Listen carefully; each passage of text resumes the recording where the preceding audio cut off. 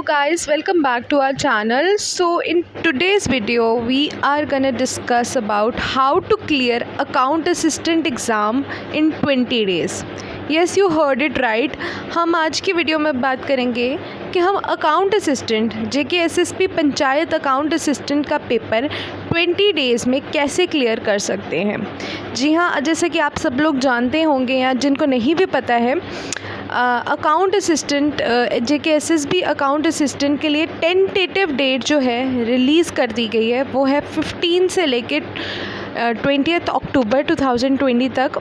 और बहुत सारे ऐसे स्टूडेंट्स थे जिन्होंने अभी तक एग्ज़ाम प्रिपरेशन स्टार्ट भी नहीं की थी, क्योंकि उनको लगता था कि इतनी जल्दी तो इसकी डेट आएगी नहीं, तो लेकिन इसकी डेट जल्दी आ चुकी है। तो इसलिए अब बहुत सारे बच्चे जो ऐसे हैं वो घबरा गए कि हम कैसे इस पेपर को क्लियर करेंगे, वो भी हमारे पास इतने कम टाइम में।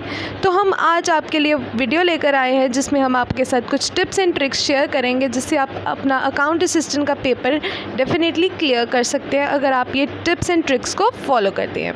तो चलिए शुरू करते हैं। सबसे पहले हम आपको बता दें कि इसकी पोस्ट्स कितनी हैं।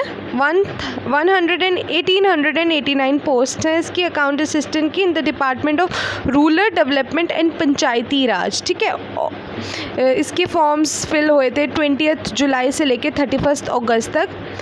फिर उसका सिलेक्शन क्राइटेरिया रिटन एग्ज़ाम है, एग्ज़ाम ठीक है। इसकी डेट ऑफ रिटन एग्ज़ामिनेशन है 15 से 20 अक्टूबर। बाय द वे कि टेंटेटिव डेट शीट है, अभी कुछ कंफर्मेशन नहीं है कि हाँ डेफिनेटली होगा, मे बी चेंज भी हो सकता है, बट फिर भी हम अपने माइंड में प्रिपरेशन तो करके ही चलेंगे। ठीक है, तो फिर ये उसका कुछ हमें बताया हुआ है, पैटर्न बताया है कि एग्ज़ामिनेशन पैटर्न है कि आपका 120 मार्क्स के क्वेश्चंस होंगे टोटल। अच्छा, 2 घंटे आपको मिलेंगे। रिटन एग्ज़ामिनेशन होगा, general knowledge with special reference to JNK 30 marks, mathematics and statistics 10 marks, general economics 10 marks, knowledge of computer application 30 marks.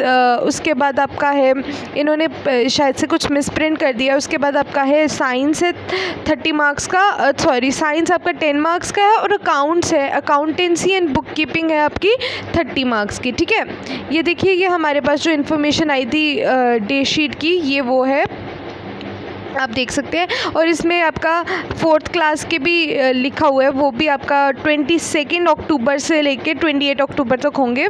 ठीक है, अब हम बात करते हैं कि हम इसको क्लियर कैसे करेंगे। ठीक है, हम इसको क्लियर करेंगे 20 डेज़ में by studying MCQs of every topic.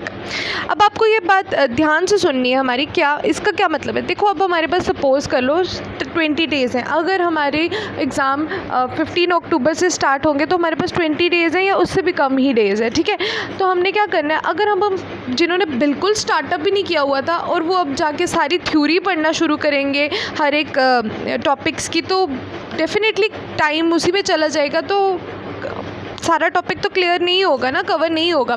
तो हमने क्या करना है, अब आपने जैसे एक टॉपिक पकड़ लिया, सपोज कर लो JNK का पकड़ लिया, GK का पकड़ लिया, पर्सनालिटीज़ ऑफ JNK, आपने उसको पढ़ना नहीं है, आपने उसके जितने हो सकते हैं, जहाँ से हो सकते हैं MCQs को पढ़ना है, नोट्स बना लो, लिखो, क्योंकि आप लिखोगे तो आपको लिखते लिखते वो माइंड में आता जाएगा। ठीक है, आपने उसके जितने हो सकते हैं नोट्स बनाते जाने हैं MCQs के। ठीक है, MCQs के आपने नोट्स बनाने, लिखते लिखते करोगे, आपके माइंड में उसी टाइम पे याद रहेगा।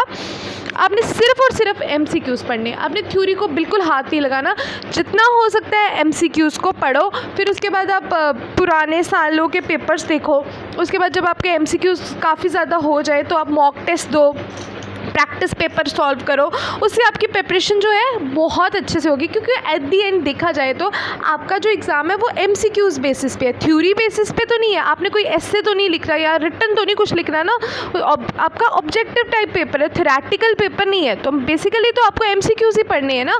ठीक है, अगर आप नोट्स पढ़ोगे पूरे थ्योरी के, उसमें से आपको ये भी नहीं समझ आएगा कि ये इंपॉर्टेंट है या इसको छोड़ दूँ, आप एट दी एंड सारा ही पढ़ते रहोगे और उसमें टाइम चला जाएगा, तो हमारी प्रिपरेशन जो है नहीं हो पाएगी। तो इसलिए बेटर है आप MCQs पकड़ना शुरू कर दो। ऑलमोस्ट हर एक सब्जेक्ट के 1000 से लेके 2000 तक MCQs करो, बहुत ईजिली आराम से हो जाएंगे।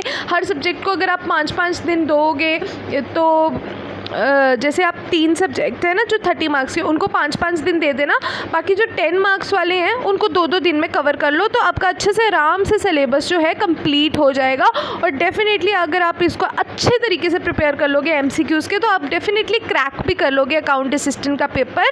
तो ये कुछ हमारी इंपॉर्टेंट टिप्स एंड ट्रिक्स हमने आपके साथ शेयर की हैं। तो अगर आपको वीडियो पसंद आई हो तो वीडियो को लाइक ज़रूर करना और हमारे चैनल को सब्सक्राइब भी करना मत भूलना, और अपने फ्रेंड्स के साथ ये वीडियो को शेयर करना।